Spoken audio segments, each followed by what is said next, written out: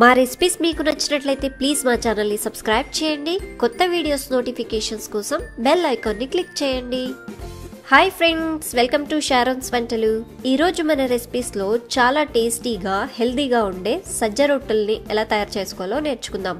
దీనికి కావలసిన పదార్థాలు: 1.5 కప్పు సజ్జ పిండి, 1 టేబుల్ స్పూన్ అన్ని నల్ల నువ్వులు.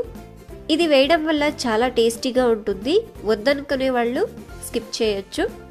మరియు రుచికి తగినంత ఉప్పు. ముందుగా ఒక ప్యాన్లో 1 కప్ అన్ని వాటర్ వేసుకోండి. రుచికి తగినంత ఉప్పు వేసి బాగా ఉడికించుకోవాలి. ఇలా ఉడికేటప్పుడు ఇందులో సజ్జ పిండిని వేసుకొని బాగా గరిటెతో ఇలా తిప్పుకోవాలి. చూసారు కదా, నేను ఏ విధంగా చూపిస్తున్నానో ఆ విధంగా కలుపుకోవాలి. ఇప్పుడు స్టవ్ని ఆఫ్ చేసుకొని ఒక బౌల్లోకి వేసుకోండి. ఒక 2 టేబుల్ స్పూన్ పిండి మాత్రమే మిగిలించుకొని మిగతా పిండినంతా వేసుకున్నాను. ఇప్పుడు ఈ కలుపుకున్న సజ్జ పిండిని బాగా కలుపుకోవాలి. చూడండి, ఇది చాలా మెత్తగా ఉంది కాబట్టి ఇంకాస్తంత పిండి వేసుకొని కలుపుకోవాలి. ఈ విధంగా పిండి చేతికి అంటుకోకూడదు, ఇలా ఉండాలి. నేను ఇక్కడ ఒక మీడియం సైజ్ బాల్ సైజ్ అంతా తీసుకున్నాను. ఇప్పుడు రొట్టె చేసే పలక మీద కాస్తంత ఒట్టి పిండిని ఇలా వేసుకోవాలి. ఈ పిండిని ఇలా రౌండ్ షేప్లో చేసుకోవాలి. ఈ పిండి మీద కాస్తన్ని నువ్వులు వేసుకొని ఇలా ప్రెస్ చేసుకోవాలి. ఇప్పుడు రొట్టె కర్రతో ఇలా బాగా ఒత్తుకోవాలి. మీరు చపాతీ ఏ విధంగా చేస్తారో అలాగే రొట్టెలు కూడా ఇలా చేసుకోవచ్చు. నేను ఆల్రెడీ మీకు జొన్న రొట్టెను కూడా ఇలా చేసి చూపించాను. సో చూసారు కదా, ఎక్కడే కానీ విరగకుండా ఈజీగా వస్తుంది.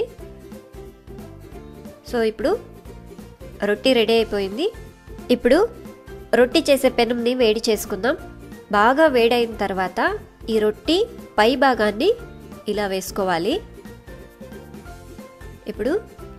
ఇప్పుడు ఒక కాటన్ క్లాత్ తీసుకొని ఇలా నీటిలో అద్దుకొని ఇలా రొట్టె మీద స్మూత్గా ఈ నీళ్ళు అంటించుకోవాలి. ఈ నీళ్ళంతా డ్రైన్ అయిన తర్వాత రొట్టెని మెల్లగా తిప్పేసుకోవాలి.